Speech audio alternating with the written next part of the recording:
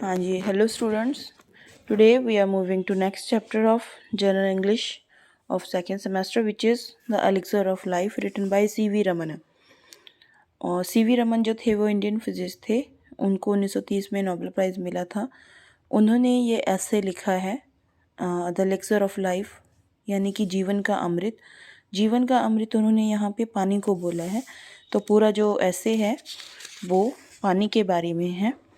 तो राइटर पे ज़्यादा स्ट्रेस ना करते हुए हम इस ऐसे के ऊपर ज़्यादा ध्यान देते हैं कि उन्होंने पानी के बारे में क्या उनकी खूबियाँ बताई हैं, क्या उसके जो उन्होंने गुण बताए हैं उसके बारे में हम यहाँ पे डिस्कशन करेंगे कि पूरे चैप्टर में पानी के बारे में उन्होंने क्या बोला है. तो C.V. रमन यहाँ पे पानी को जीवन का अमृत कहते हैं. और इंसान युगों युगों से अमृत चाहता है. वो चाहता है कि उसे अमृत मिल जाए और वो अमर बन जाए.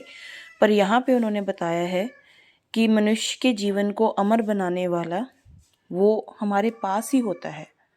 यानी कि जो सिंपल पानी जो हम घरों में पीते हैं, तो उसको उन्होंने जीवन का अमृत बोला है कि जीवन का अमृत यही है जो हमारे पास ही है, जो पानी हम पीते हैं. तो अब वो पानी जो धरती में उपलब्ध है उसकी फ़िज़िकल स्ट्रक्चर को बताने के लिए वो ये कहते हैं कि वो एक दिन अफ्रीका में उस रेखा पे खड़े थे जहाँ पे नील नदी जो कि वर्ल्ड की लॉन्गेस्ट रिवर है, नील नदी जहाँ पे अफ्रीका के मैप में नील नदी लिबियान मरुस्थल को मिस्र से अलग करती है. वहाँ का वो एक दृश्य उसके बारे में वर्णन करते हैं इस तरीके से कि धरती पे जो पानी है वो धरती पे सुंदर सुंदर आकृतियाँ के साथ साथ विचित्र आकृतियाँ भी बनाती हैं. यानी कि उस रेखा में उन्होंने क्या देखा कि नील नदी के एक तरफ तो विशाल समुद्र यानी कि पानी ही पानी, तो वो एक अलग दृश्य प्रस्तुत कर रहा है. और एक साइड पे उन्होंने क्या देखा कि मरुस्थल है जहाँ पे पानी नहीं है बिल्कुल भी.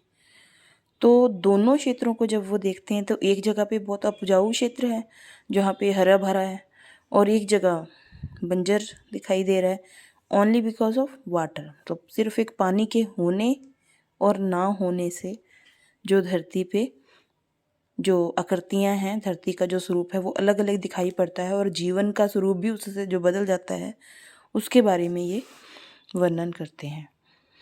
तो इस तरीके से और भी एग्जाम्पल वो बताते हैं कि धरती में पानी की वजह से कितनी प्राकृतिक सुंदरताएं देखने को मिलती है, जहाँ पे जैसे कि नदियाँ और सरोवर और उस तालाब और झरने. तब ये सारे प्रकृति के अलग अलग जो सुंदर सुंदर दृश्य हैं ओनली बिकॉज ऑफ वाटर. सिर्फ एक पानी अगर ऊपर से नीचे की तरफ बह रहा है तो वो झरना है. नदी जो बहती जा रही जिसका पानी सभी को अमृत, अब सभी पीते हैं, सभी उसको यूज़ करते हैं, तो वो एक प्रकृति का एक अलग दृश्य है.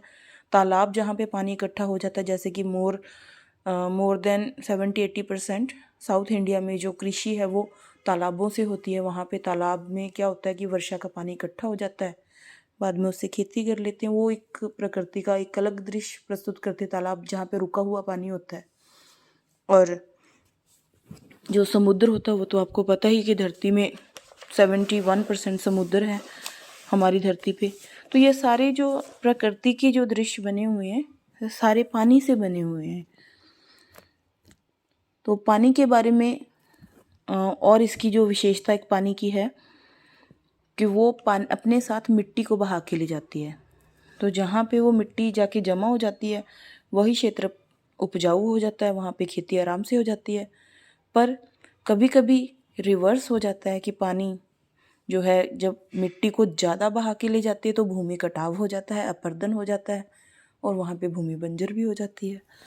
तो मतलब पानी की वजह से धरती में अलग अलग जो चीज़ें होती हैं और पानी कैसे हानि पहुँचाता है, कैसे नुकसान पहुँचाता है, हम क्या कर सकते हैं इस बारे में, वो इसके बारे में C.V. रमन हमें बताना चाहते हैं कि जो भूमि जहाँ पे उपजाऊ बन जाती है वो तो अच्छी चीज़ है, लेकिन जहाँ पे भूमि का अपरदन होता है यानी कि भूमि का कटाव होता है, तो उसके लिए उन्होंने कुछ सुझाव दिए हैं इस ऐसे में कि ज़्यादा से ज़्यादा पेड़ लगाने चाहिए, ज़मीन की सीढ़ीदार परतें बना लो और बांध बना लो, और या फिर उपयुक्त किस्म की वनस्पति लगा लो, फसलों का चक्कर।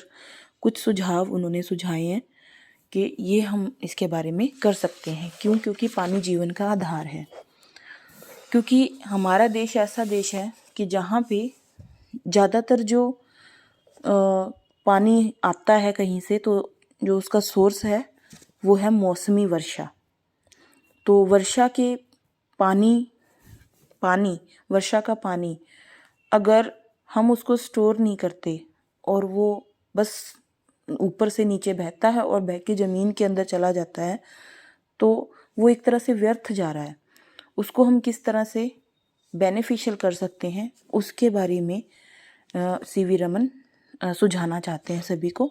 और नदियों का जो पानी है जो काम में नहीं लाया जाता, वो भी जो व्यर्थ जा रहा है, उसके बारे में सुझाव वो देना चाहते हैं इस ऐसे में। जल संरक्षण के बारे में सारी बात करने के बाद वो एक और टॉपिक पे बात करना चाहते हैं, वन रोपण, यानी कि ज़्यादा से ज़्यादा पेड़ लगाना। वो बहुत ज़रूरी है क्योंकि जंगल काटे जा रहे हैं, लगाने के बारे में कोई ध्यान नहीं दिया जा रहा। तो अपने इस ऐसे में उन्होंने पानी का महत्व समझाया। फिर वो आगे ये समझाना चाहते हैं कि इसको और हम उपयोग में कैसे ला सकते हैं और बेनिफिशियल कैसे हम कर सकते हैं और क्या हमें करना चाहिए। जैसे कि पानी सिर्फ पीने और प्रकृति के दृश्यों के अलावा इससे हम और काम कैसे ले सकते हैं, इसके ऊपर बांध बना के बिजली पैदा कर सकते हैं। पन बिजली जिसको बोलते हैं, पन बिजली हम प्राप्त कर सकते हैं। उससे हमारे जीवन में बहुत भारी बदलाव आएगा, गांव-गांव में बिजली आएगी, देश तरक्की करेगा। और इसके अलावा जो भूमिगत पानी है वो जो हम ज़मीन से ज़्यादा निकालते हैं उसको हमें कम निकालना चाहिए, और जो पानी जो हमारा ऊपर ज़्यादा मौजूद है उसका हमें ज़्यादा प्रयोग करना चाहिए। तो लास्ट में इस चैप्टर के पानी जितने भी हमारे लिक्विड सोर्सेस अवेलेबल हैं पानी जो है वो सबसे इम्पोर्टेंट और सबसे सिंपल, इजीली अवेलेबल होने वाला, पर हमें इसकी महत्ता को समझना चाहिए, ये इस ऐसे में पूरे में बताया गया है। So I hope you will understand. Thank you so much.